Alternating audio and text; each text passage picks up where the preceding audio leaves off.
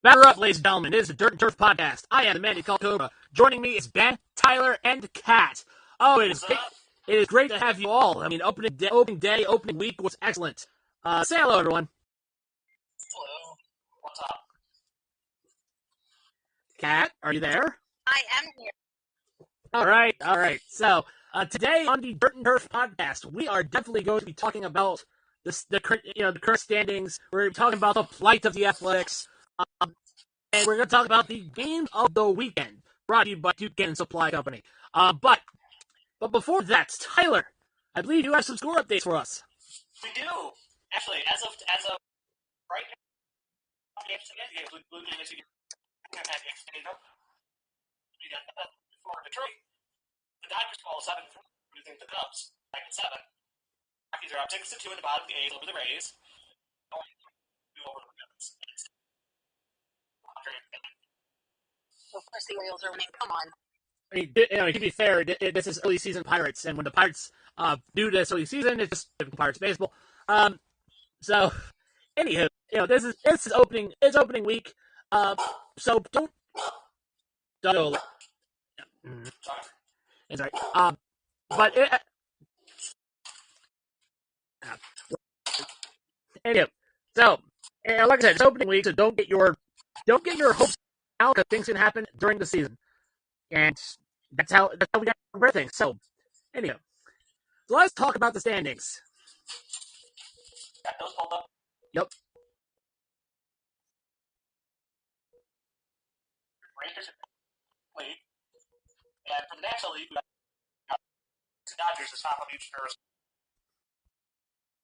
Right. That's definitely what I got here as far as the National League. Which is very interesting to me that our picks, at least for the National League East, we thought they would do better than what they're and it's just they're not as exciting as the Central or the West. And in the AL, of course, the Yankees, they suffered the loss. The Orioles are starting to surge. The Tigers and Guardians are currently leading the Central. The Royals are kind of at the bottom. And then, of course, we have to point and laugh at the Oakland Athletics and the Astros. And the White Sox, too, because the White Sox are, of course, drunk. No, I think one of them actually looks really good against the Orioles. Didn't play any. Yeah, exactly. So, I think what we're going to do, guys, I want you to give your surprise in the standings. Like, what team is surprising you? What team is disappointing you? We're going to start with Ben. We're going to go to Tyler, then Kat, and then we're going to end with me. So, Ben, who is your surprise in the standings so far? Right now, I just want to go with the Orioles. You're going to go with against the Orioles. Unfortunately, their teams on the top. They're different. Something to look out. Yep, that's possible. They could potentially do what the Orioles did last year and surge in the season, but we don't know. We really don't know. So Tyler, what team? What team is surprising you? I'm surprised, honestly. The Red Sox after a baseball season. Like, that's a great bounce back. It's this one that would to be fair, I was going to do a full round before round of surprises, then a round of disappointments. But we'll put a pin in that. All right, sorry about that. So Red Sox are your biggest surprise so far. Gotcha. All right, Kat. Gosh, really, the using me. Right. I Yankees are. I did not. What they were playing in this, and I don't know. I'm surprised they're doing. Especially with Garrett Cole, that's a surprise. But for me, my surprise pick in the current standing so far as of April 5th, 2024, has got to be the Detroit Tigers. The Detroit Tigers last year just absolutely sucked, and now they look invigorated. They look ready. They could definitely take their division if they keep up momentum. But again, we've got a long season to go. So now we're going to get away from the surprises, and now we're going to go to our biggest disappointment so far in the standings. Once again, same order. Ben, who you got? Well, biggest disappointment I would say so far. I'm going to go the White Sox. The White Sox are disappointing you? Oh, come on, man. How much of the bottle did La Russa give you, man? I don't know. Did he ask if you would like one cocaine? Yes. Yeah, the White Sox should not be a disappointment. They're just the White Sox. Tyler. They're just the White Sox. Tyler. Actually, I'm sticking with Rays because honestly, Rays are usually really good. I mean, they lost Tyler Glass now, but they. They would build contenders out of a team built with stick, super glue, and held together with a roster of plumbers and Make-A-Wish kids. Now Kat. So, on the beginning of the season, nobody. Hello. Because it's early. We're what? We're 8-9 games in. Yeah. We got 152 to go. Yeah. So, as I prefaced early, this is early in the season, and anything can happen between now and October. I have mentioned that, but so far, I just want to know who is our big surprise and who is our biggest disappointment so far. That's all. Well, I guess if I had to, it would be. Okay. To be fair, Kat, you're right on that. This is supposed to be their year. To not punch their fans in the dick. They're failing that. No, they're just business as usual for the Seattle Mariners. So now for me, this one is easy if you look at the standings, and they're the only winless team so far, and that's the Miami Marlins. Easy choice for me. I could also say the Houston Astros, but I gotta go with the Marlins, considering the fact that the Marlins, who were in the playoffs last year, are currently 0-8. 0-8, guys. That is not good at all. They're looking like the MLB equivalent of the Detroit Pistons. That's how bad they are. Ouch. I don't understand how you can be 0-8.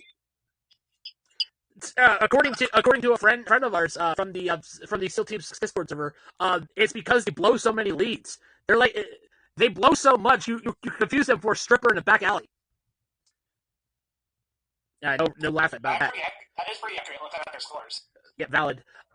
Okay, so now let's get away from the standings for a little bit, and let's point and laugh at the baseball team formerly known as the Oakland Athletics. Let's laugh primarily at John Fisher. I can't wrap my head around just Luke City. Well, I can actually explain that, Kat. So, the Coliseum has been a dump of a place 20 years ago. Dual-use stadiums are no longer profitable and viable. They never have been. But Oakland spent all their money, per se, to try to bring back Al Davis and the Oakland Raiders. Or at the time, the Los Angeles Raiders. And Oakland is still paying on that, by the way. Still paying for the extra box seats that they put in. That is known as... Really? Yes. That is known as Mount Davis. And now that the Raiders are gone, those press boxes are now empty. They're pretty much tarped over. And unfortunately, John Fisher's a cheap ass. The people that... It's a Dan Snyder of the MLB. Pretty much. He's basically...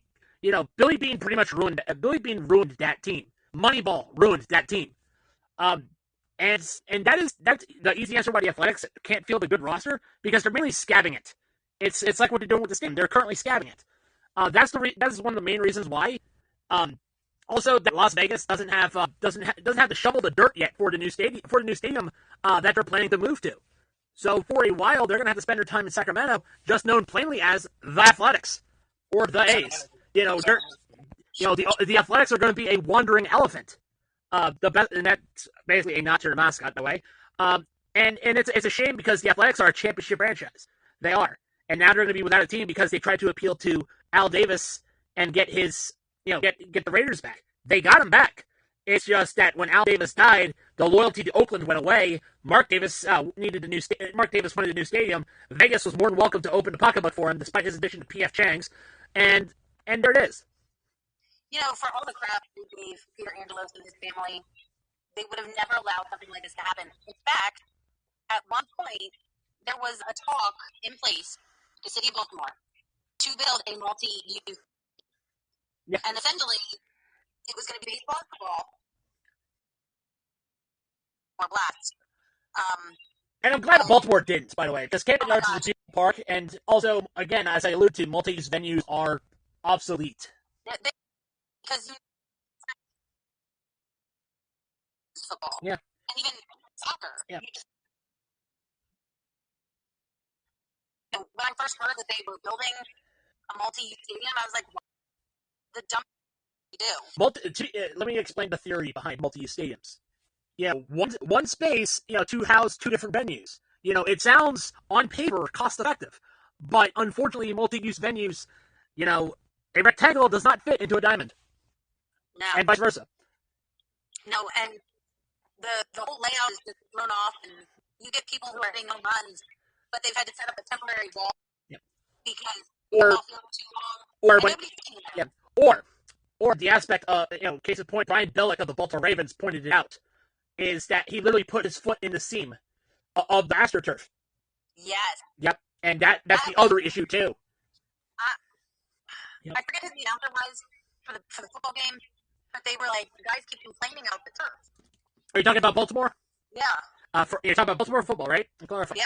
That would be Jerry Sandusky. No relation to that Jerry Sandusky. Jerry Sandusky with a G, not Jerry Sandusky with a J. Yes. All right. So, there's a difference. Now to clear that up, let's now talk about the games of the weekend, brought to you by Duke Cannon Supply. And let me remind our viewers of something. I've been using Duke Cannon Supply products for over 3 years now. I've been satisfied with all their products. And let me also say this: whenever you buy Duke Cannon, proceeds go towards the troops and veterans organizations. So use our affiliate link, buy Duke Cannon Supply Company. They have some great soaps, great shampoos, great cologne. They got colognes. Treat your man right. Smell like a proper man. Don't be a Sasquatch. All right. So now let's talk about the games of the weekend. We're going to start with, we're going to decide our pick of what's going to be our game of the weekend. We got Ben first, Tyler, Kat, and me. So Ben. Want me to go over what game you feel like I want to? Yep. Yes, I do. Okay. All right. Dodgers and Cubs. Oh, nice.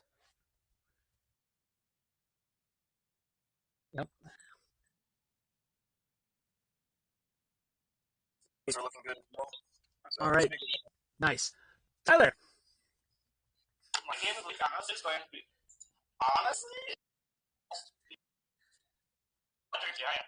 Ooh, nice. That's. Yep. All right. Thank you, Tyler. Kat. I'm a boring guy. It's the Orioles for me. I don't care who's playing. It would be the Pirates. It's just always going to be the Orioles for me. And to be fair, Kat, you're right. You are a home fan, so sometimes you got to be a homer and root for your home fan. It happens, and it's no problem at all.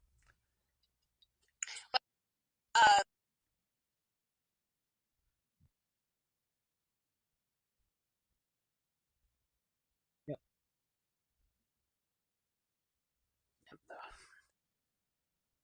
Yep. Yeah, wonder if Fubo TV could get through that. Yeah, it's Blackouts are the bane of fans. They are. They really are.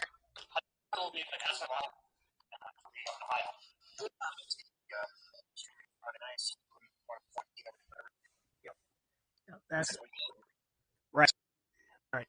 And now for me, this one's a little bit personal because my fiance is going with her father to this game. She got this as a birthday present. She's going to Nationals Park to watch the Nationals go up against the Phillies. She's going there tomorrow. Well, that'd be fun. Yep. And you'll just have to sit home and watch it. Yeah, pretty much. It'll be just like you're there. Pretty much. Dear. But that'd be our games of the week. That weekend we're looking forward to, which is always fun. And we want to remind our listeners that we also do have other sports that we do cover. After all, on Wednesday nights we do the Lap Down. Ben, he does a NASCAR podcast. He'll have a very special guest this upcoming Wednesday, right, Ben? Yeah. Yes, come up to. And also another reminder for the NFL draft, Ben and I will be live streaming the draft together. So we do want to remind our listeners to come check us out. Even our co-host Tyler and Kat, please check us out on that one. Yeah, that's coming up, isn't it? Yep, later on this week. Next week. No, couple more weeks. Oh, the draft is in 2 weeks, not next week. It's not next week. No, it's not next week. Yeah, it's the 23rd. So yeah, it's 22nd, 23rd, something like that. Yeah, right. Well, let me check what the NFL draft. April 20th. You hear me? Muted. Yeah, there you go. Yep. Yeah, it was April 25th. All right. So that'll be it for our podcast. This was kind of fun. A little bit of a small bite. We got through it very fast. But we do want to give a shout outs to our sponsors. We have Ben. We have Buchanan Supply Company. Sleeves.com. Fanatics. And Dr. Squatch. Yep. Yeah, Sleeves. Yeah, it's pronounced Sleeves. But yeah, Sleeves are a great company. I've been using them for over 10 years now. They're great. They have great compression products. Very graphic, very drippy. Just the best, one of the best inexpensive sleeves out there. But anywho, once again, that is it for the Social Sports for the Dirt and Turf podcast. I want to thank Ben, Tyler, and Kat for joining me today. We had a lot of fun. We still have a lot of fun, and we have a long season ahead of us. So, anywho, as we're about to leave, I am the man they call Cobra. Step up to the plate. Play ball.